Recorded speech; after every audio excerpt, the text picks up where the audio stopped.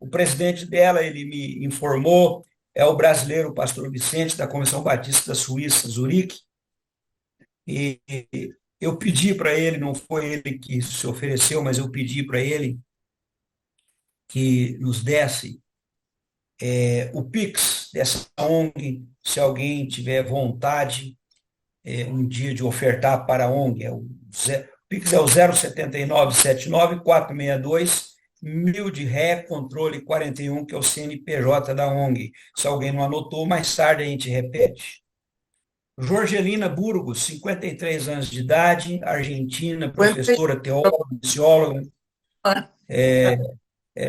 de origem ali entre árabes e italianos, a sua origem, desde os 14 anos em obras humanitárias, fala espanhol, português, francês, inglês, né? Morou em 8 países e atuou em mais de 20 países. Presidente da ONG Dignitate Brasil, acadêmica de Relações Internacionais, reside hoje em São Paulo, passou pela Junta de Missões Mundiais da Convenção Batista Brasileira, amiga do pastor Marco Aurélio, dos encontros, de outras pelejas, de outras jornadas, né? Eles estão sempre juntos aí. Marco Aurélio aqui nos deu o nome de Jorgelina, né? O Pix da Dignitate é o 50-586-173, 1000 de Ré, controle 01, é o CNPJ. Os dois, meus irmãos, como todo preletor sério, como Russell Shedd e outros, Russell Shedd, que já está com Jesus, eles preferem o título de servos. Mas é importante a gente lembrar o que Deus tem feito na vida deles para a glória de Deus. Deus não divide a sua glória com anjos, né? Então nós vamos trabalhar, nós estamos programados para que essa live esteja gravada, subindo, obviamente, o YouTube, né? Para que ela esteja gravada. Acho que vai dar certo com a nossa turma que está na retaguarda, a turma técnica. Tinha dado um probleminha interno aqui, mas eu acho que já foi equacionado, né?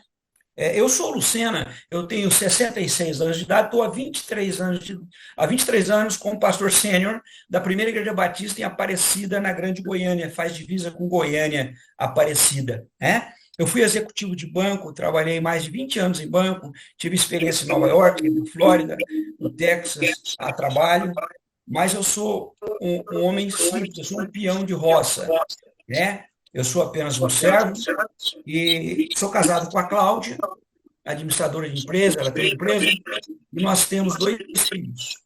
Nós temos o Antônio, que nos deu o Antônio de 32 anos, que nos deu um netinho que está com 7 para 8 meses, a Jordana, que fez Palavra da Vida, fez teologia, agora está concluindo pedagogia, casada com o Guerreiro, Felipe Guerreiro, que também fez Palavra da Vida, lidera a juventude. A nossa igreja é uma igreja que está orando por esse encontro nosso, tá? Muito bem, meus irmãos, é por aí. Vamos trabalhar, né? Vamos trabalhar. Damos boas-vindas aí. Temos aí o JM Souza, temos também a Karina, que chegou depois. Todos sejam bem-vindos, em nome de Jesus.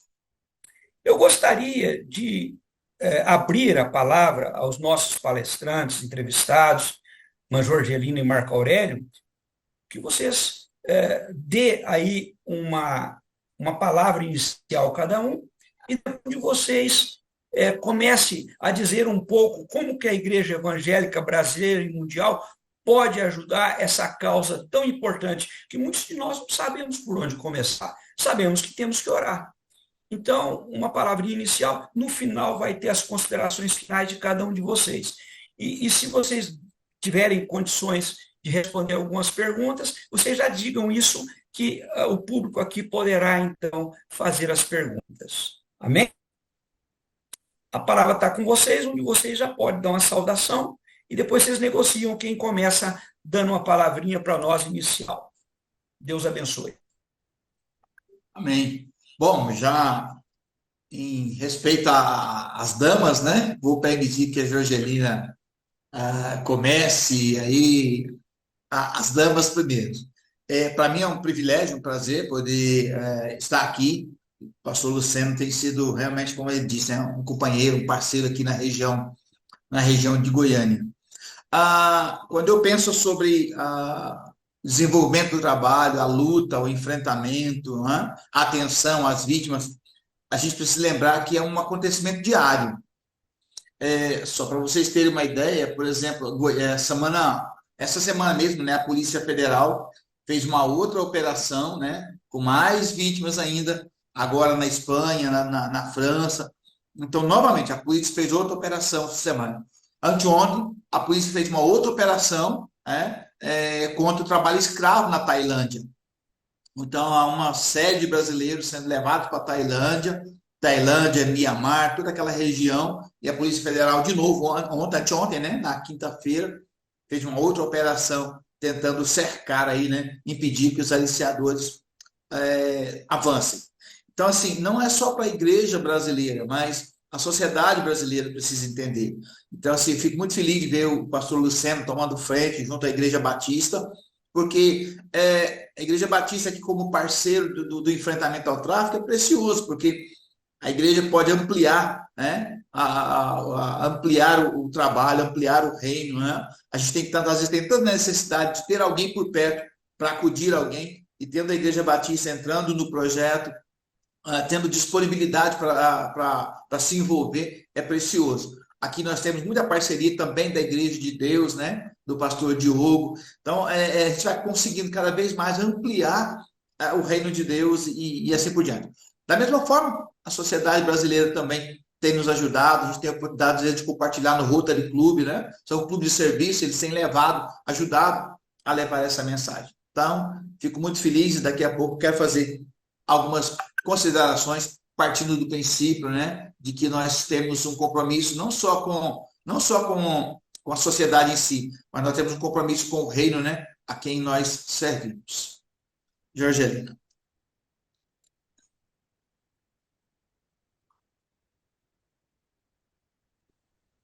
Bom dia a todos. Como falava Marco Aurélio, a igreja tem uma responsabilidade muito grande pelo fato da gente saber a verdade, saber ter a responsabilidade de levar salvação, de levar ajuda a cada uma das pessoas. E também, como ele falava, não só é da igreja, sino que é da sociedade. Cada caso, se eu olho para trás, e cada caso que tem chegado à nossa mão, se não tivesse sido pela igreja por perto, teria sido todo muito mais difícil. Seja na hora de dar uma oferta ou abrir até as portas da casa para receber alguém, o cuidado de cada uma dessas vítimas, e sem esquecer do que é a parte da prevenção também, uma casa onde a criança é cuidada, onde a pessoa tem cuidado necessário, onde se vive, onde a paternidade é presente, onde a criança é respeitada, a mulher é respeitada, você vai ver menos vítimas para o tráfico humano. A gente tem visto muito que aqueles que vão cair na mão do traficante é porque está faltando alguma coisa. Ele não sai de casa porque tudo está perfeito. Sai de casa porque alguma coisa está faltando. Quando se tem uma família protetora, é muito mais difícil que uma criança, que um adolescente venha cair na mão de um traficante. E aí a gente vê também a parte socioeconômica, e a gente vai ver um monte de outra coisa que tem que ver com a sociedade. Perdão, minha garganta está péssima. E que vai permitir de que essa vulnerabilidade seja maior e que muita gente possa cair no meio dessa rede. Então, o fato de não se informar, de saber que o tráfico existe, de que existe uma forma de luta, de que podemos fazer a grande diferença, isso precisa ser sabido pela igreja.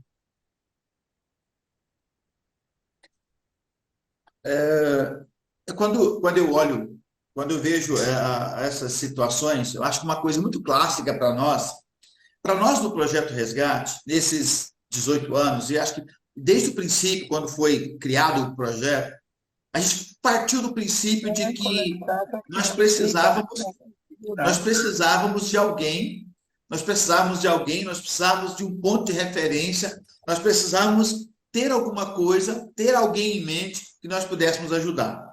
Partindo desse princípio, o Projeto Resgate nasce com o desejo, com a disponibilidade, com a vontade de ser o apoio para essas pessoas que retornavam, sejam elas vítimas de tráfico, exploração sexual, trabalho forçado, porque dentro para quem está nos ouvindo, dentro quando a gente aborda o tráfico de pessoas, é preciso lembrar que nós temos o trabalho escravo, nós temos adoção ilegal, nós temos o casamento servil, nós temos a mendicidade, a remoção de órgãos e tem também a exploração sexual. Embora quase sempre a gente foque no trabalho, no tráfico de pessoas, né, no tráfico humano, a gente tem uma abordagem muito forte na exploração sexual, porque, na verdade, 70% desse volume de mulheres vão para a exploração. Né? Há dados absurdos, por exemplo, em que chegam a afirmar que nós temos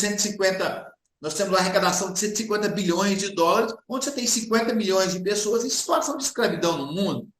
Quer dizer, 50 milhões de pessoas em escravidão no mundo, aí você inclui todas essas modalidades. Tráfico de pessoas, exploração sexual, trabalho forçado, trabalho escravo, remoção de órgãos, a exploração sexual infantil, que é um absurdo, né? A ONU, no último relatório dela, diz que na América do Sul, de cada 4 pessoas que são exploradas sexualmente comercial, uma é criança. Então, ou seja, para cada 4 pessoas que alguém paga, ou do outro lado, que alguém recebe para explorar alguém de forma sexual, uma é criança. Então, a gente tem um número assustador, a gente tem dados assustadores quando se fala nessas coisas. Aí a pergunta é, onde é que a igreja entra nisso? Né? Já que nós estamos aqui falando com a igreja, onde é que a igreja entra nisso? Então, para nós, no Projeto Resgate, a gente tem como base o Salmo 49, onde alguém pergunta para Deus, quanto pode pagar por alguém? E aí há uma resposta muito clara de Deus, né? Uma vida não tem preço. E nós adotamos essa expressão do salmista no Salmo 49 como tema para nós. Então, para nós, uma vida não tem preço. Ou seja, nós estamos o tempo todo, e cada ação que nós fazemos, desde quando nós apoiamos alguém que retorna de forma voluntária, ou seja, alguém que vai para a Europa, a busca de uma melhor qualidade de vida. Chega lá, não consegue um trabalho, não fala a língua do lugar, não tem condições, às vezes mora na rua. O nosso objetivo é trazer aquela pessoa de volta para que ela possa voltar ao seu país e aqui a gente ajuda a ter uma qualidade de vida melhor do que o que tinha. Então, essa vida não tem preço para nós. Então, assim, tudo aquilo que nós fazemos, todo investimento, todos os recursos, investimento de dinheiro, de tempo, de apoio, de qualidade de vida para aquela pessoa, é porque uma vida não tem preço. Então, para nós, isso não limita. A gente vai ajudar porque aquela pessoa vale tanto. Um ser humano vale dinheiro para o explorador, para o aliciador. Né? Às vezes a gente recebe uma das meninas que foi explorada, ela disse para mim, olha, uma vez eu entreguei 10 mil, eu e as minhas 3 colegas, né, num país da Europa, só eu e as minhas colegas, num dia de trabalho, nós entregamos 10 mil euros para a pessoa que estava nos explorando. Então, assim, para o aliciador, para o explorador, para o pessoal do mal, eu vou colocar entre aspas, né, para o pessoal do mal, uma vida tem preço. Enquanto aquela pessoa, aquela mulher, aquele homem, aquela criança, aquela pessoa que pede no sinaleiro, enquanto esses explorados, essas vítimas estão sendo abusadas, ela tem preço. O dia que aquela mulher não serve mais para a exploração sexual, para alguém ganhar dinheiro, ele descarta ela. O dia que aquela criança, o dia que retira os órgãos daquela criança e aquela criança não serve mais, ele descarta ela. Para nós, não. Para nós, uma vida não tem preço. Então, não se paga por aquela pessoa. Então, esse é o princípio para nós como Projeto Resgate. Agora, é claro que o Projeto Resgate não é uma organização religiosa, mas nós somos religiosos. Como o senhor começou lendo a minha biografia, né? Eu já, por mais de 30 anos, eu estou envolvido no Ministério Pastoral. Embora já tenha 4 anos que eu estou licenciado, de tempo exclusivo aqui para o projeto, né? Então, para quem é de igreja, eu não estou mais à frente de uma igreja. Então, eu estou à frente do Projeto Resgate nesse tempo. Então, assim, a minha fé, a minha convicção, a minha religiosidade, aquilo que eu acredito, acima de tudo, eu continuo acreditando que para Deus uma vida não tem preço. Por isso nós nos empenhamos. Agora, claro, para qualquer um de nós, eu preciso lembrar que o sábio Salomão tem uma palavra que a gente seguia por ela. O sábio Salomão dizia assim, erga a voz, né? Provérbios 31, né? No texto santo da Bíblia, Salomão diz assim, erga a voz em favor de quem não pode se defender. Defenda o direito do fraco, do inocente, defenda o direito daquele que não pode. Então, meu papel como pessoa, meu papel como líder religioso, meu papel como ser humano, é ouvir o conselho do sábio Salomão. Erguer a minha voz, defender o direito do outro, defender o direito de quem está sendo abusado, explorado, violentado. Então, para nós é fundamental. Basta uma leitura simples do texto santo, basta uma leitura simples do texto bíblico, para nós como cristãos, que nós entendemos que nosso papel é erguer a voz, defender o direito do outro, defender o outro, fazer com que o outro se sinta honrado, fazer com que o outro não seja abusado ou violentado. Né? Erguer a voz e julgar com justiça, defender o direito do pobre e do necessitado. Essa é a ordem bíblica, essa é a razão da nossa existência.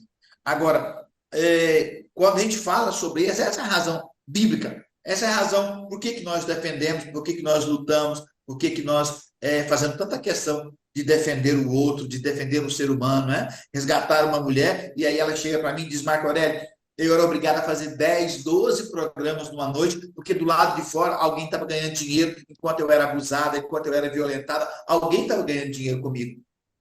É assustador quando alguém chega e diz assim, a gente era obrigado a ficar no sinaleiro, lá no farol, vendendo as coisas lá, e se a gente não batesse aquela cota, se a gente não tivesse uma cota por mês, por dia, chegava em casa, a gente apanhava. A gente apanhava porque não conseguiu vender todas essas coisas. Isso é assustador. Né? Mais assustador é quando alguém chega e diz, olha, desapareceu uma pessoa e aí depois a pessoa aparece faltando um órgão do corpo, alguém extraiu o rim ou a polícia disparata, né? A gente teve uma situação, por exemplo, no Egito, né? Daqueles famosos navios fantasmas, em que a polícia italiana disparata uma quadrilha em que o pessoal oferecia a possibilidade de transportar as pessoas lá para aquela região de Lampedusa, e no meio do caminho desviavam os barcos e algumas pessoas acabavam tendo seus órgãos do corpo retirados. Né? A polícia italiana na região de Lampedusa tem feito esse trabalho. É assustador quando você vê essas coisas. E a gente de cá, tão distante, né? A gente pensa, o que nós podemos fazer?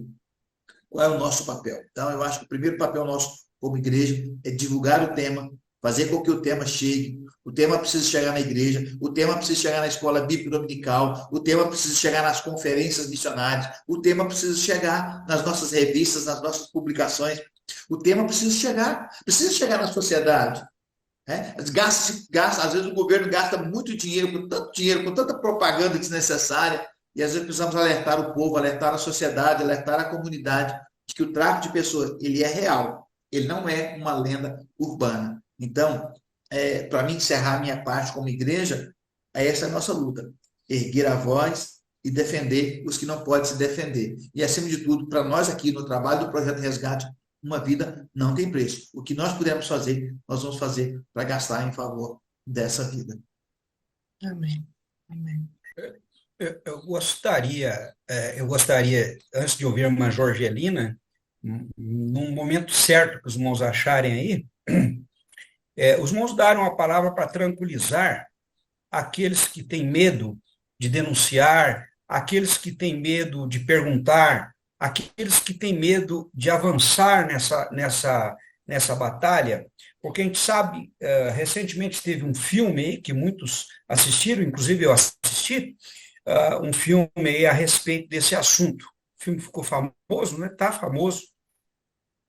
Agora, as pessoas ficam inseguras porque tem poderosos, gente muito rica por trás disso, gente que tem também o poder da mídia na mão, etc.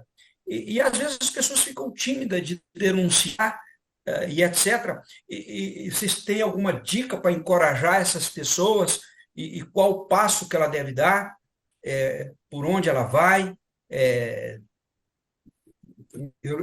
Porque alguns têm insegurança.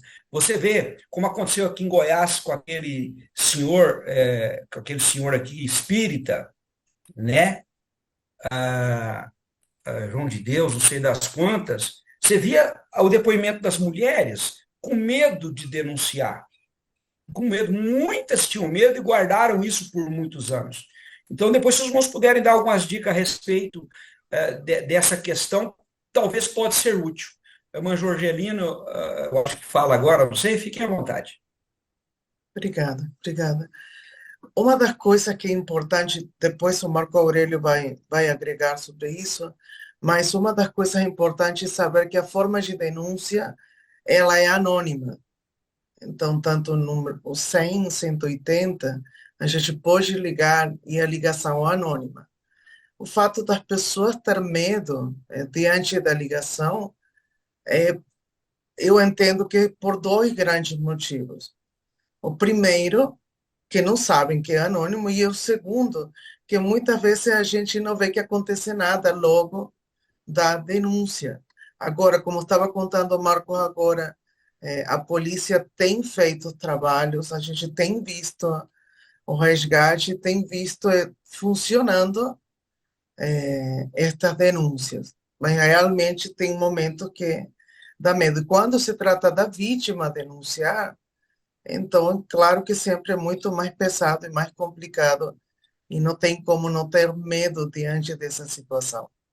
E cada caso vai ser um mundo, e na hora de aconselhar a vítima para denunciar, você vai esperar o momento certo, da forma certa, e o ideal que seja acompanhado por aqueles que vão saber qual é o passo a passo depois, antes de fazer uma denúncia, porque temos visto casos onde a vítima denunciou e não teve a proteção necessária na hora da denúncia.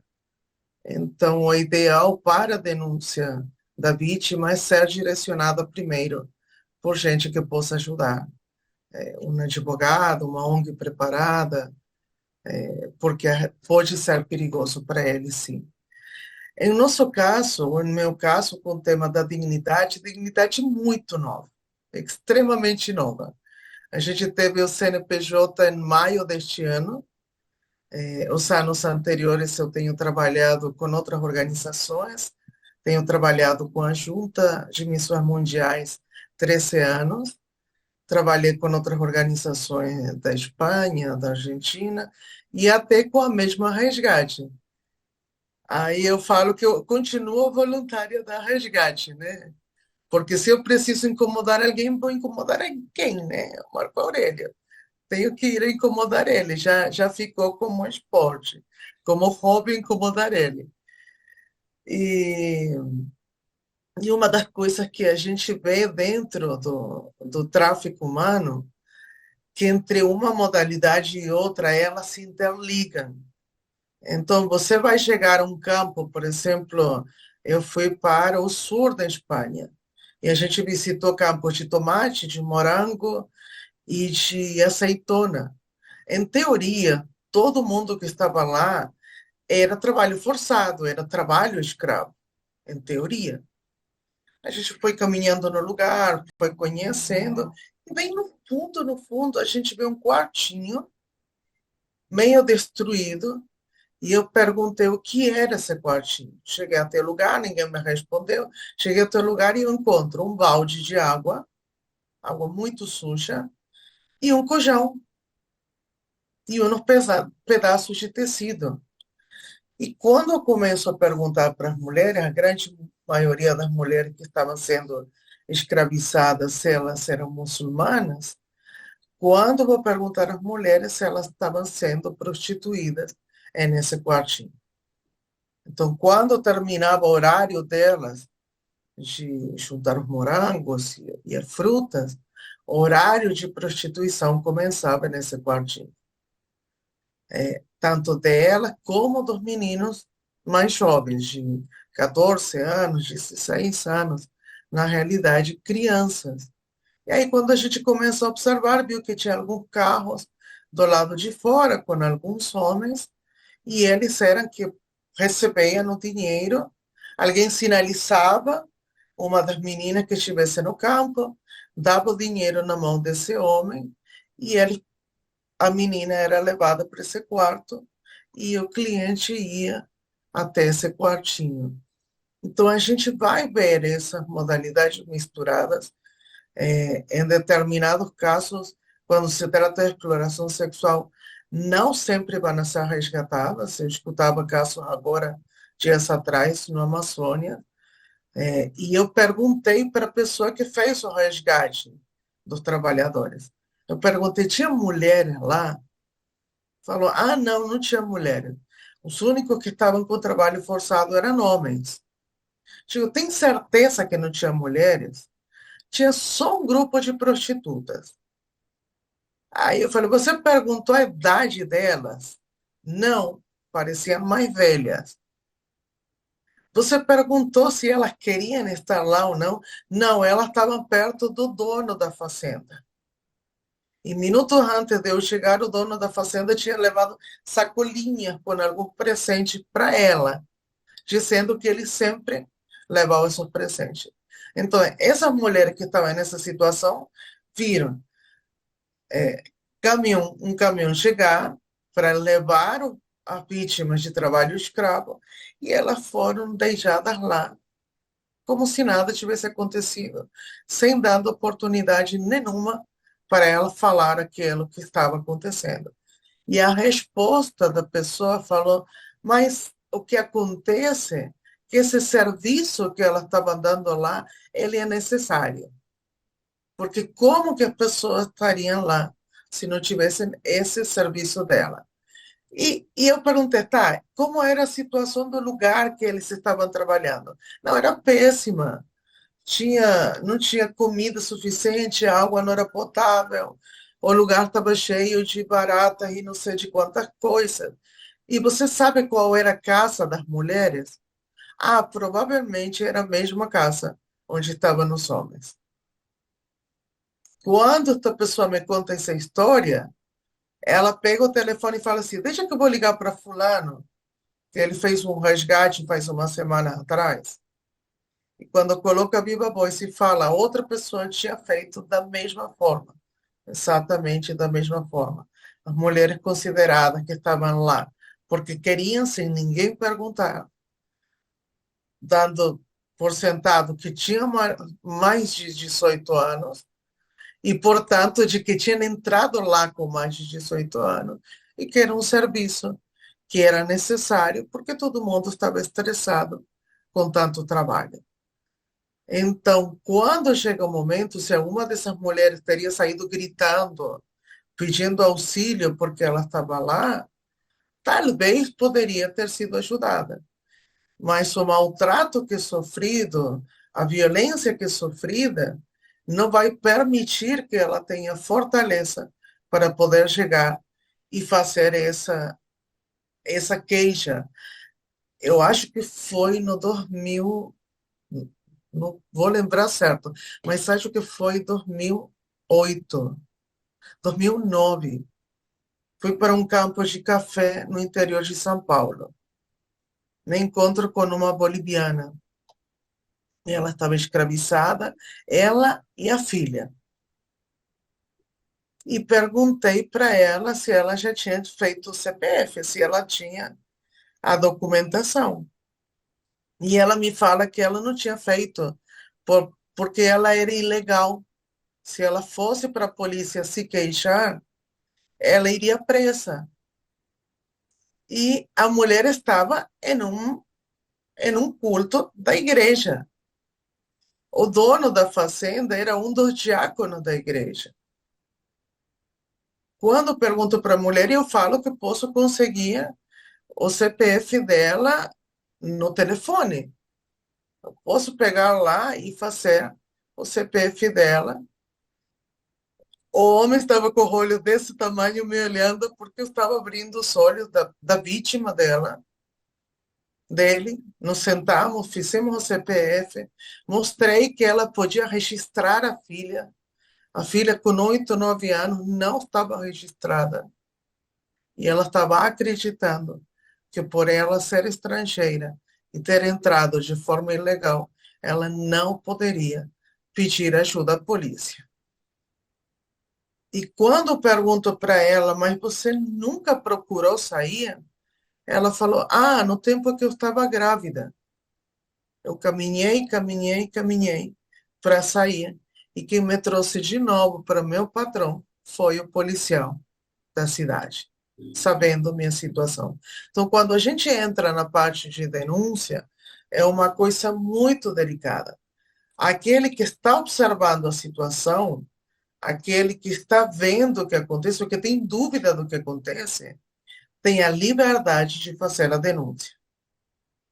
Porque você não está dizendo, isso está acontecendo. Eu vou estar falando que eu tenho a suspeita que alguma coisa está acontecendo. E aí tenho toda a liberdade de fazer. É necessário, é útil e é obrigação. Se a gente vê uma coisa errada, a gente está obrigado a denunciar. Agora, quando se trata da vítima, todo esse caminho da denúncia vai ser muito, muito, muito mais comprido.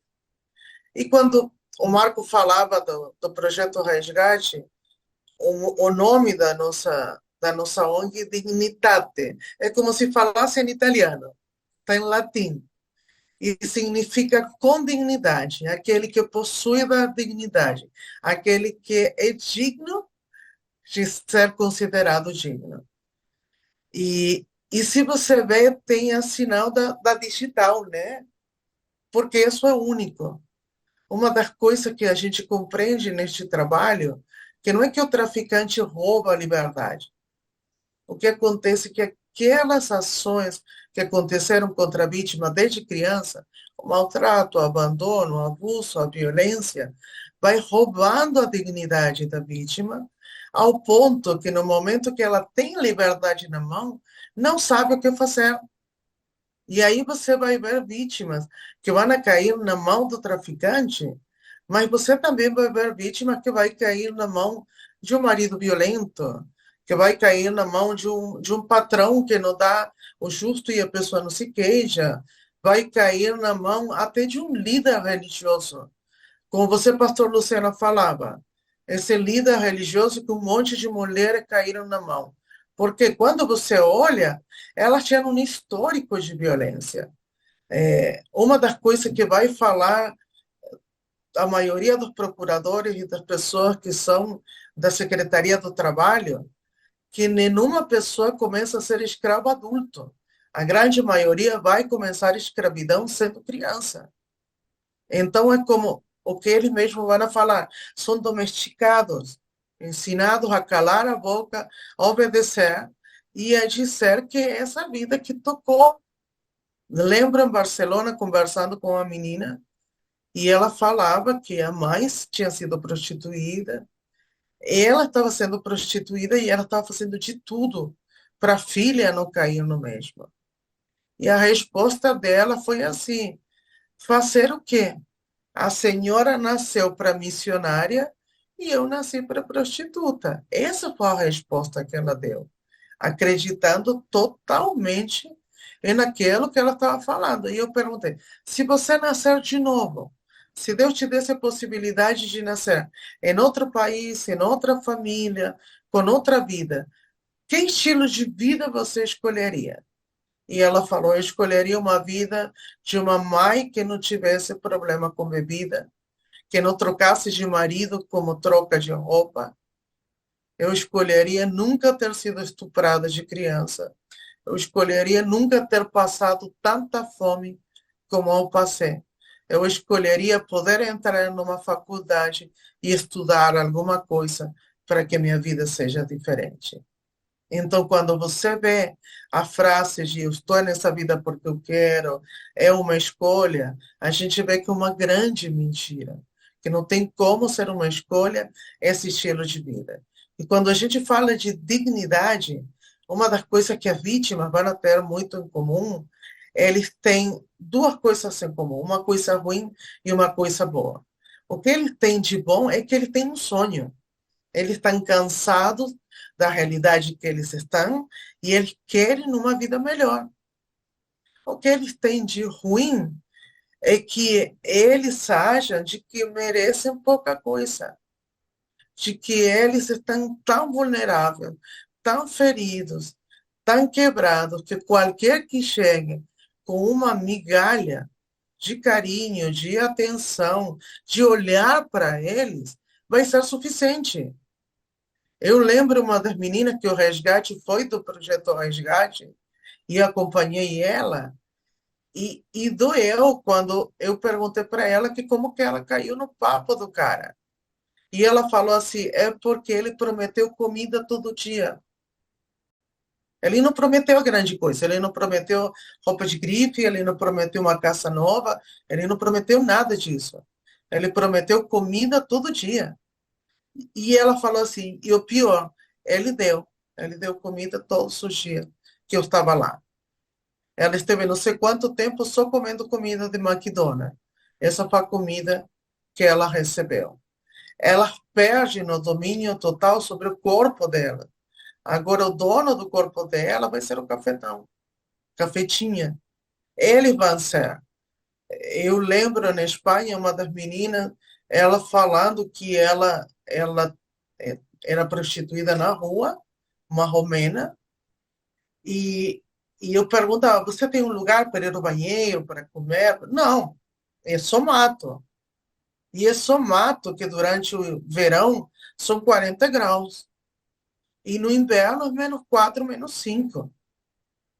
E ela lá, seminua, no meio desse mato, e disse que um dos dias que ela sobe no carro, para ter o programa com o cara no carro, no momento que ela senta, ela desmaia. E o cara, assustado, achando que ela está morta, ainda o cafetão estava perto dela e descobriram que era porque ela tinha passado horas demais sem comer, sem comida, sem água. Ela desmaiou por isso. Então, a realidade é muito dura e quando a gente fala qual o papel da igreja em tudo isso. E às vezes é coisa muito boba e o papel da igreja é cuidar qual é o obreiro que você tem na igreja. Quem é que cuida das crianças? Quem que está na escola dominical? É aquele professor ou professor que não tem nada para fazer, que acabou de se converter? Ou é alguém realmente que tem um conhecimento da palavra, que tem uma vida em ordem, que vai estar cuidando dessas crianças? Quem é que a gente coloca para liderar? Qual o estilo de vida? Eu lembro que eu fui para uma convenção, não vou falar de que estado, porque não vou falar o pecado. E a conversa da convenção era que o pastor não podia ter mais de 3 divórcios para poder pastorear. Quando fui a ver a situação, a maioria dos pastores tinha mais de 4 divórcios. E alguns deles estavam na mesma igreja com 2 das esposas, porque estavam com o filho lá. Eu lembro que a igreja que eu fui a pregar, o pastor estava com uns 64, 65 anos, e a última esposa dele tinha 14. Só para ter uma ideia. Então, a Bíblia ser cumprida de verdade. Então, ensinar a palavra de verdade, proteger a pessoa, dar oportunidade para mudança, mas condenar o pecado. A gente fala que o problema não está na vulnerabilidade da pessoa. O problema está quando é aproveitada a vulnerabilidade da pessoa ou trazemos mais problemática para a pessoa estar nessa vulnerabilidade. Por isso que o Marco Aurélio que falava também, não é só o que a igreja faz, é o que a sociedade faz. Um trabalho mal pago, a falta do trabalho, o maltrato dentro da casa, a criança denunciando a violência e ninguém a escuta. Tudo isso vai ser um portão para o traficante. O traficante vai ter tudo servido na mão. Na hora de sair, a criança vai falar, estou indo. Aqui, por exemplo, centro de São Paulo, tem uma praça que se chama Praça da República. Ela é famosa pela quantidade de travestis e transexuais. A grande maioria deles são do Pará.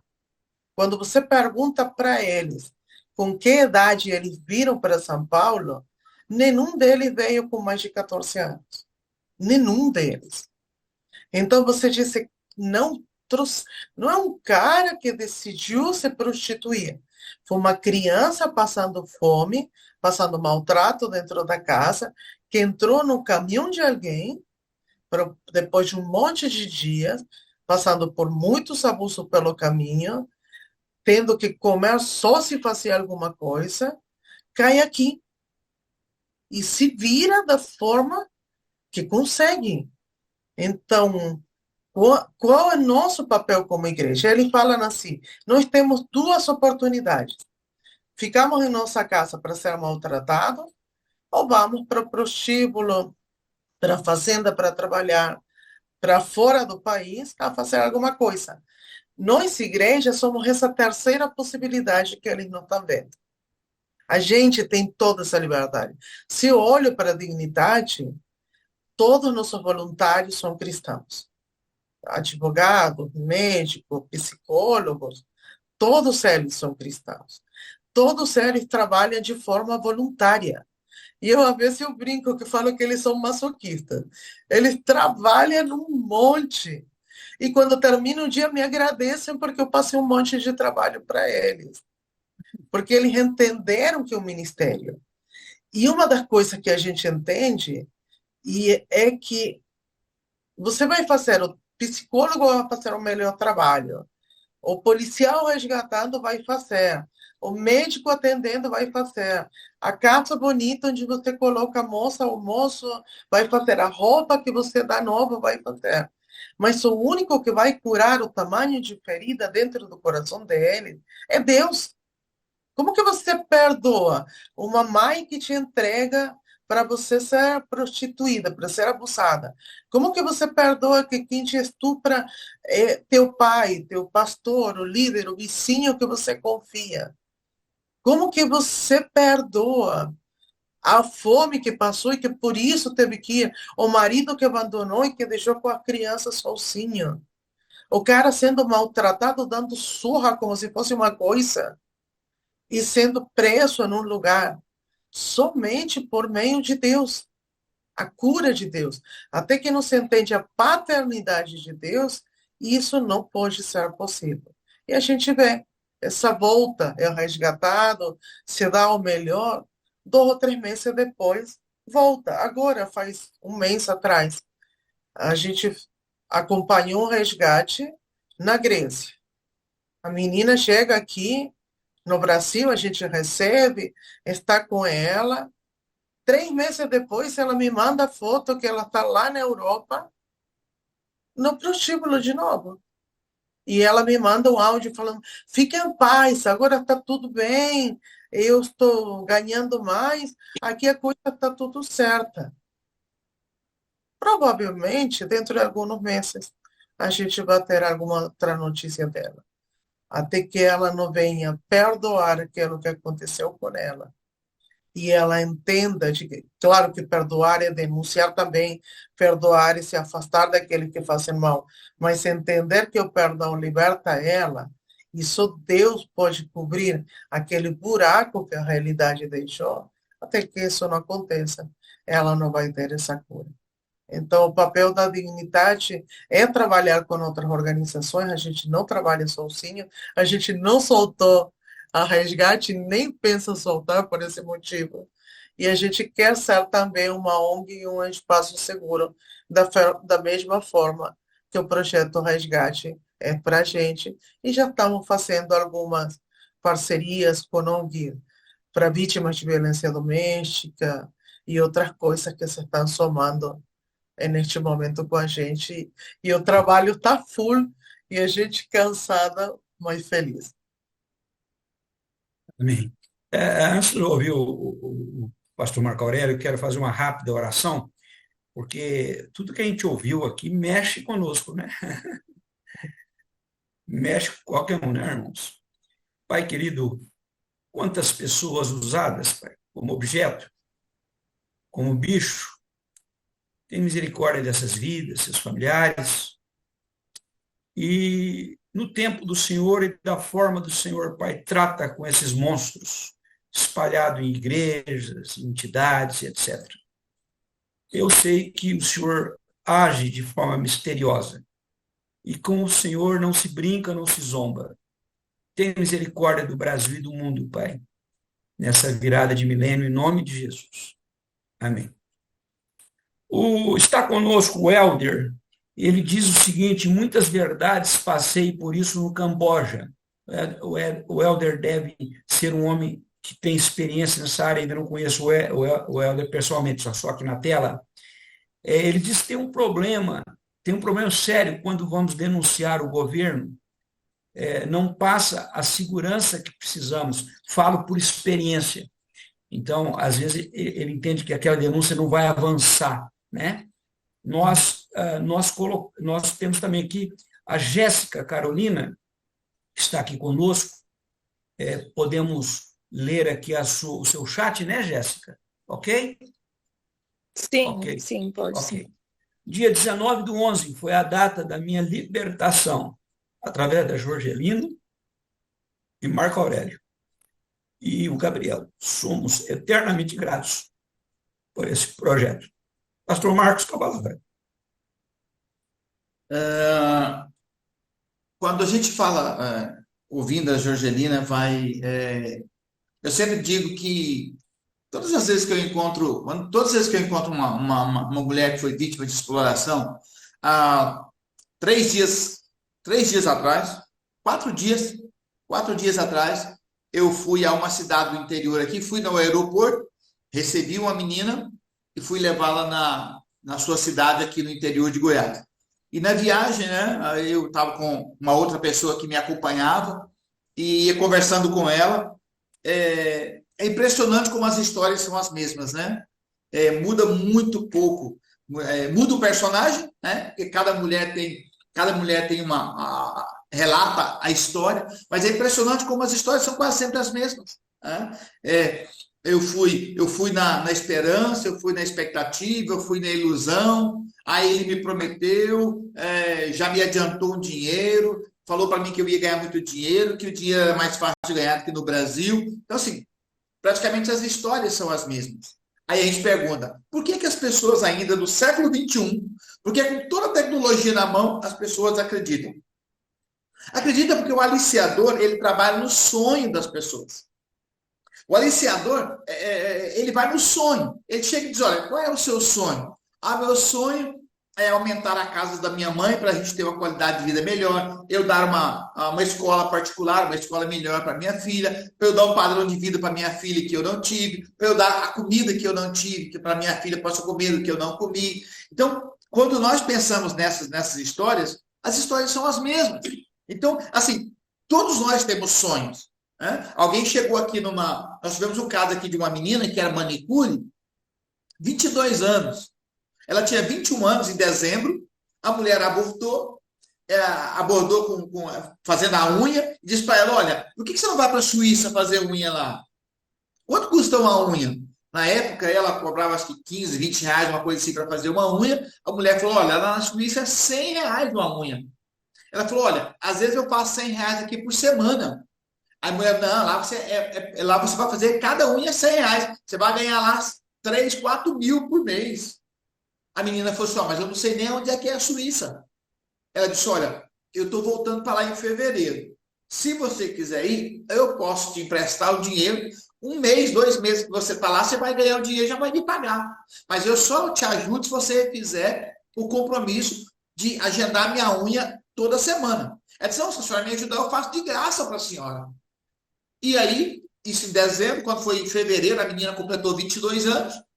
E aí, então, embarcou, e quando ela desembarca em Zurique, tinha uma pessoa já esperando com o papelzinho na mão, coloca essa menina no carro, leva para o outro lado da Suíça, lá para a região de Lugano, né? Do lado contrário, da parte italiana, chega lá, para numa casa, manda a menina descer, ela diz, onde é que é o salão de beleza que eu vou trabalhar? Ela falou, não, aqui é uma casa de prostituição, você vai servir as pessoas nessa casa. E ela, mas eu não vim para cá para isso. Falou, você nos deve, você vai pagar, porque você tem uma dívida conosco. E essa menina desce e ela disse, olha, fazia 6, 7 programas numa noite. Ela disse, a gente começava 4, 5 horas da tarde e até 3, 4, 5 horas da manhã. Ela disse assim, um dia eu desmaiei, né? Lembra da história da menina que desmaiou? Ela desmaiou no salão E aí acudiram ela, aí descobriram que ela estava desde as 2 horas da tarde sem comer, e já era 4 horas da manhã. E ela não entendeu que precisava comer, porque não dava tempo, as pessoas não davam tempo. O fiscal andava atrás dela o tempo todo, cobrando dela que ela atendesse os homens, que ela atendesse os clientes que estavam ali, que ela bebesse, que se alguém fosse beber, que ela forçasse a pessoa para beber mais. Então, assim, e ela desmaia porque é de fome, porque ela não entendeu que precisava parar um pouquinho para comer, porque naquela ansiedade, naquela pressão, o fiscal em cima dela, vigiando o tempo todo, ela desmaiou de fraqueza, porque não tinha comido. Então, assim, e aí eu pergunto para você, por que ela foi parar lá?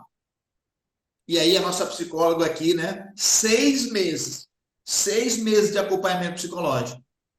Ela disse assim, olha, eu não consegui ainda perdoar a minha mãe, porque eu tinha uns 10, 12 anos, a minha mãe me entregou para o vizinho, porque minha mãe estava fazendo um barracãozinho lá no fundo, fazendo um puxadinho, aí o vizinho aqui do lado, que era um policial militar, o vizinho aqui do lado dava um saco de cimento para minha mãe, dava um caminhão de areia, dava um punhado de tijolo, aí a minha mãe saía de casa e ele chegava. Quando ele chegava, minha mãe saía e eu ficava com ele. Então, assim, fui sendo explorada e abusada pela minha mãe.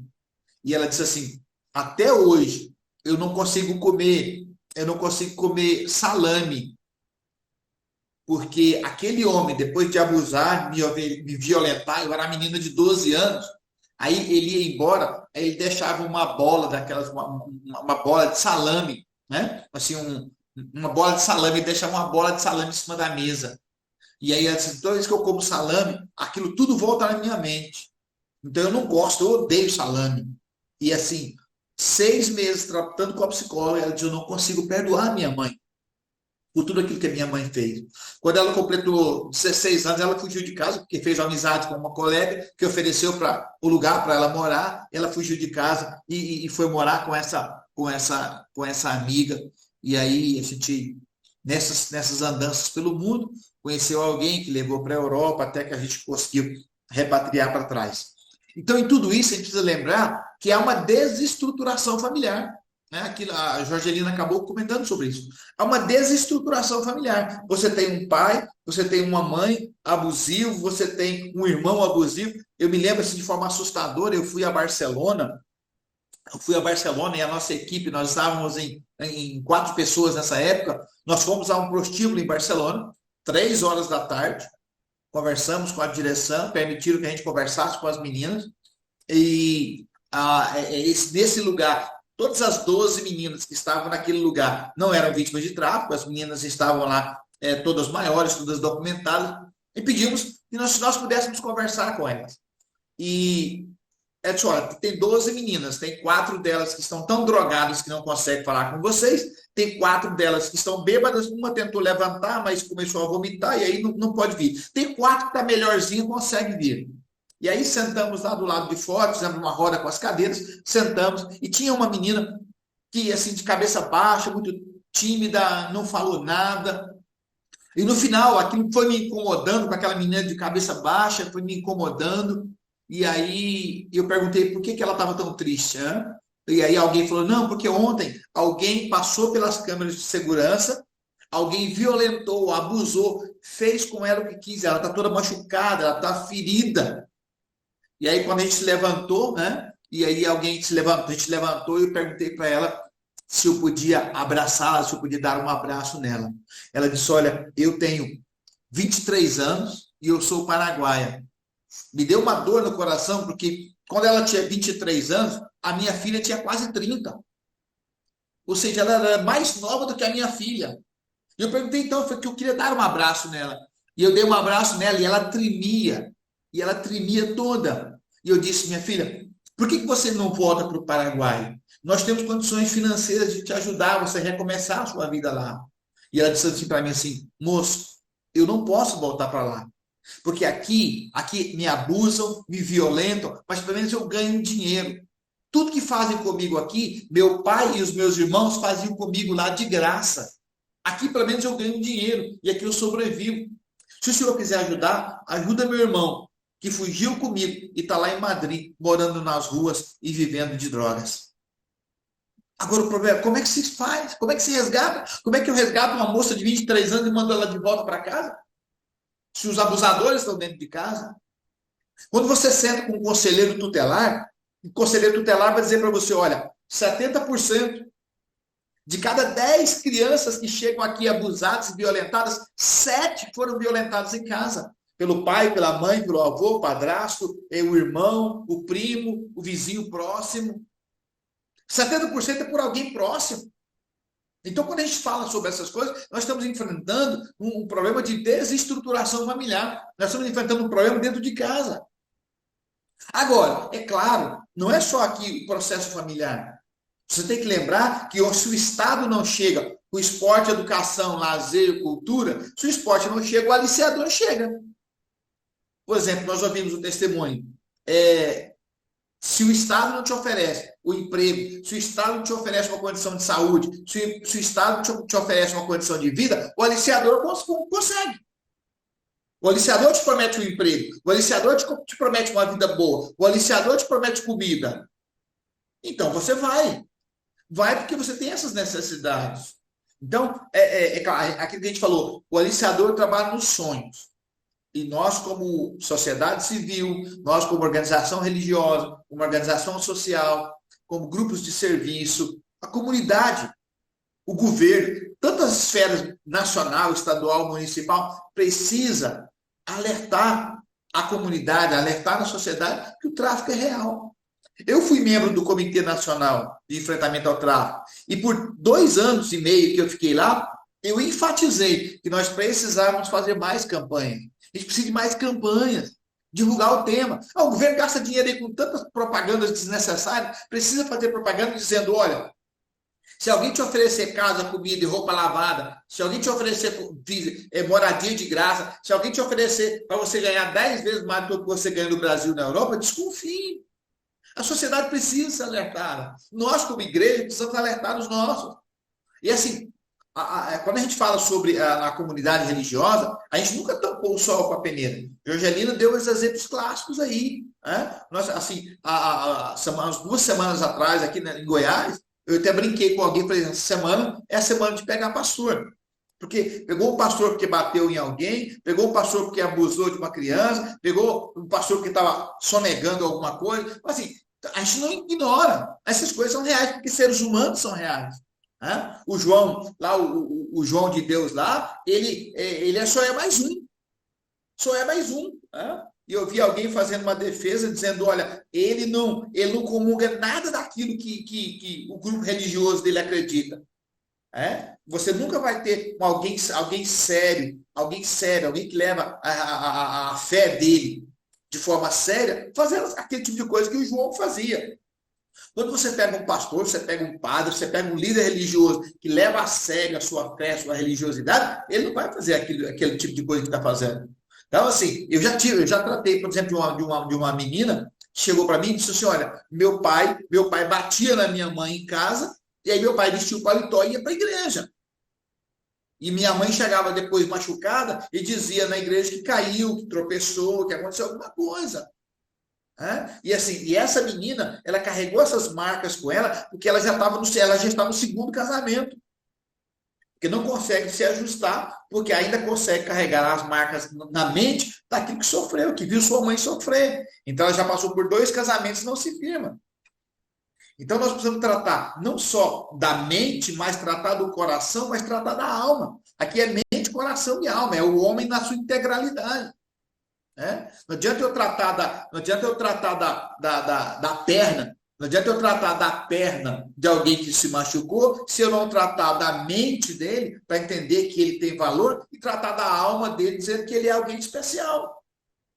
Não adianta você cuidar de alguém, falar, não, eu vou te dar pão, se a sua alma está atribulada. Uma coisa que nós fazemos aqui no Projeto Resgate é dizer para a pessoa, qual é o seu sonho? Por que você caiu na mão do aliciador? O que eu posso te ajudar a realizar o seu sonho? Mas quando é que a gente faz isso? Depois que nós passamos por uma série de triagem, por exemplo, se tem problema psicológico, se tem problema psiquiátrico, se tem problema médico, se tem problema legal, se tem problema judiciário. A gente vai passando por todas essas etapas e no final dizer, pronto, está equilibrada, está sarada, a sua mente está boa, seu coração está bem, você pode fazer alguma coisa? Pode. Então eu quero investir em você. E aí a gente ajuda a começar pequenos negócios, né? Desde um restaurantezinho, uma lanchonete, a gente já fez de tudo aqui, né? Salão de beleza, food truck, pequenas lanchonetes, né? Voltar a estudar, curso profissionalizante, né? Nós estamos agora com três meninas terminando faculdade, né? Duas fazendo direito, a outra fazendo enfermagem. Semana passada nós formamos uma menina aqui do estado do Brasil, né? Terminou a enfermagem, a gente resgatou ela da Europa com violência doméstica, voltou para cá, terminou agora, né? Pedi agora para o pessoal do estado lá se podia ajudar com o emprego, agora está formada, está diplomada, né? Então, assim, são essas vidas que a gente vai resgatando, que você vai dando dignidade para ela, você vai colocando de volta na sociedade de forma produtiva. Esse é o nosso papel como Projeto Resgate, essa é a nossa parceria com a Jorgelina, né? E fica assim, encantado com a paixão da Jorgelina pela casa de passagem, pelos cursos, né? Agora tem os cursos que a Dignitar está preparando para auxiliar, para trazer dignidade de volta. Esse é o nosso papel, trazer dignidade para essas pessoas e abençoar. Eu fico muito feliz, né, quando eu ouço esses relatos aí, né? Como disse a Jéssica aí, para nós é uma alegria. Se ela fica feliz, muito mais feliz, temos nós de poder estender a mão e ajudar. Não só brasileiros, né? Hoje a gente tem uma vertente não só de tráfico, mas pessoas que foram para a Europa e estão em vulnerabilidade social. Voltam. Nós temos hoje muitas pessoas em Aparecida de Goiânia, por exemplo, onde está a igreja do pastor Lucena. Nós temos dezenas de pessoas em Aparecida de Goiânia que foram para a Europa, não deu certo, voltou para cá, voltou em situação vulnerável, de seguinte, não tem nada, eu não tenho casa, eu não tenho mais a casa, eu não tenho os móveis, eu não tenho nada. Então, assim, a gente começa aquele processo de poder ajudar, de poder acudir. Então, esse é o nosso papel, enquanto a gente puder, porque para nós uma vida não tem preço. Amém. Só olhando o chat aqui, a Jéssica disse, só quem passou sabe a dor que é, né? Esse ano completou 4 anos. O Helder colocou, o meu vai fazer 1 ano agora em dezembro. Eu e minha família, o Helder diz, agradecemos muito ao senhor Marcos Aurélio por tudo que fez por nós. A gratidão é que faz a diferença e vocês dois são multiplicadores desse milagre. Parabéns por vocês estarem aqui conosco. Já são 10h10. Eu gostaria de ouvir as considerações finais dos nossos dois palestrantes, e se tiver alguém aqui na tela que quer fazer alguma pergunta, fazer alguma colocação, pode ligar o microfone e dizer alguma coisa, fiquem à vontade. Se quiser dizer alguma coisa, fica à vontade. E caso não queira, as considerações finais desses dois gigantes da fé aí, que de forma maravilhosa toparam a parada de abrir um espaço na agenda para abençoar esse povo aqui. Deus abençoe. Vamos começar pela dama, né? Como diz você, irmã Jorgelina. Vamos lá. Bem, como falei para você, pastor Lucena, hoje acordei muito mal. Eu acho que estou rindo, não sei o quê, e me encheram de medicamento. Então, se vê minha cara de dopada, é por isso, porque estou cheia de medicamento. Mas realmente uma alegria poder ver a Jéssica aqui. Muito bom, Gabriel, que está cada dia mais lindo. E muito bom também saber da tua história, Helder. Deus trabalha de uma forma maravilhosa e eu amo ver como Deus nos surpreende. O Marco Aurélio, sei que tem passado por isso e tem vezes que a gente sente muita impotência, porque não conseguimos fazer aquilo que queremos. A gente chega com informação e a pessoa não consegue ser resgatada ou não, alguma coisa acontece no meio e a gente fica com o coração destruído, né? Mas sempre vem o sobrenatural de Deus agindo da forma que a gente menos se imagina e vemos esses milagres tão maravilhosos no coração daqueles que são resgatados. E ver de novo, né? voltar a ter sonho, voltar a acreditar na vida, voltar a acreditar de que a vida pode ser boa e que se pode fazer mudança. E com isso que ficou uma cicatriz no coração, então aquele que passou por isso pode dizer, como falou a Jéssica, só aquele que passou por isso sabe. E aí que você pode falar para outro que sair do buraco é necessário e é possível. E poder ajudar a outro para não cair também na mesma. E falando sobre a nossa responsabilidade como igreja, entendo que nossa responsabilidade está em ser um lugar seguro, menos vulnerável, onde as pessoas possam falar livremente sobre aquilo que é o pecado, que é o problema que eles têm, onde possam chegar a pedir ajuda, porque sabem que dentro desse local tem homens e mulheres que respeitam a palavra de Deus e querem ajudar a outros. A oração de vocês é muito necessária. A gente precisa mesmo dessa oração. Conhecer cada vez mais sobre esta causa é necessário para saber que realmente não é um mito, é uma realidade muito dura. E estender a mão para as pessoas também é necessário. Então, eu acho que se a gente lê a Bíblia e cumpre com tudo que está dentro dela, a gente vai conseguir ser os melhores parceiros que organizações como Resgate, Dignidade e outras vão estar precisando. Gratidão por esta oportunidade de falar, e gratidão pela oração de cada um de vocês, que é muito necessário. Muito obrigada. Amém. Obrigado pela oportunidade, muito bom poder falar com a Jorgelina, né? Constantemente eu divido algumas reuniões dessas com a Jorgelina, é bom tê-la de novo. Obrigado aqui, né? A Karina, a Thelma, o Helder, a Jéssica e todos os outros que participaram. Eu acho que é precioso. Quando subir, pastor, quando subir a live lá para o YouTube, né? Manda para a gente o link para que a gente possa compartilhar também, dividir com mais outras pessoas. E o fato de ir para lá, outras pessoas também poderão ter a oportunidade de ver e assim por diante, a gente vai divulgando e a gente vai fazendo os esclarecimentos. Obrigado mais uma vez, para mim é precioso estar aqui. Obrigado, pastor Lucena, pelo privilégio pela honra, né, da sua amizade. Obrigado mesmo. Muito bom. E quero deixar uma palavra final dizendo o seguinte, que eu e você, nós podemos fazer muito mais. A gente sempre pode fazer um pouquinho mais, né? Eu me lembro de uma frase que dizia, comece onde você está e vai avançando. Porque se você começa e avança um pouquinho, é melhor do que quem não fez nada. Ultimamente tenho enfatizado muito a necessidade de nós termos políticas públicas mais efetivas. Ultimamente tenho dedicado a minha vida a fazer as políticas públicas serem um pouco mais efetivas.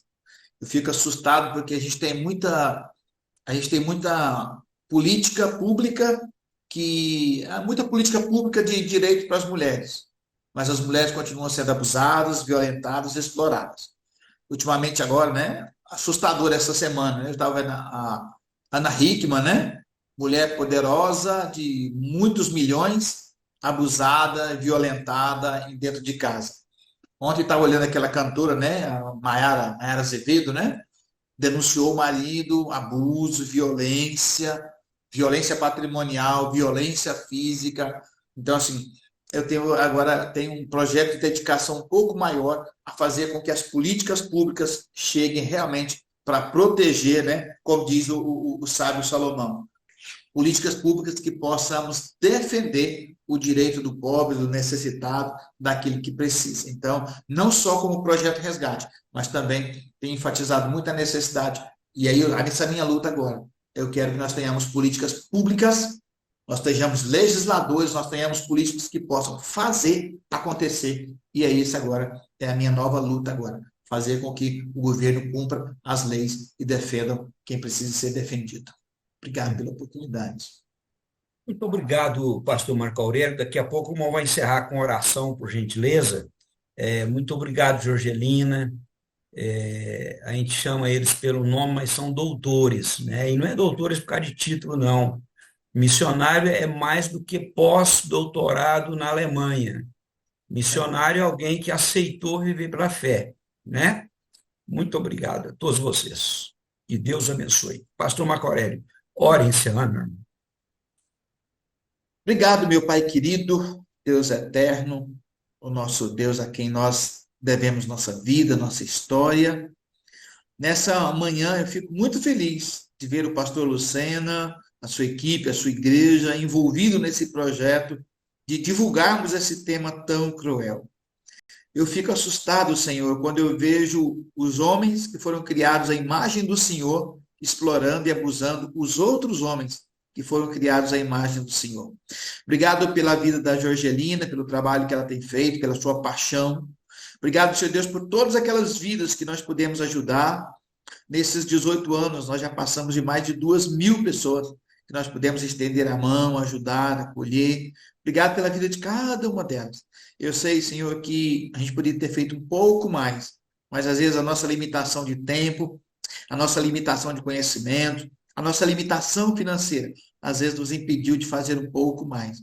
Mas eu sei que o Senhor pode continuar abençoando e que elas se desenvolvam, que elas cresçam, que elas prosperem e que elas sejam parceiras nossas nessa luta de dizer que nós podemos vencer o mal. Obrigado pelas nossas vidas, obrigado pelo cuidado do Senhor diário conosco. Fica conosco hoje, amanhã, nos acompanhe por todos os dias das nossas vidas, em nome de Jesus. Amém. Obrigado. Deus abençoe. Queridos, um forte abraço. Deus abençoe a todos.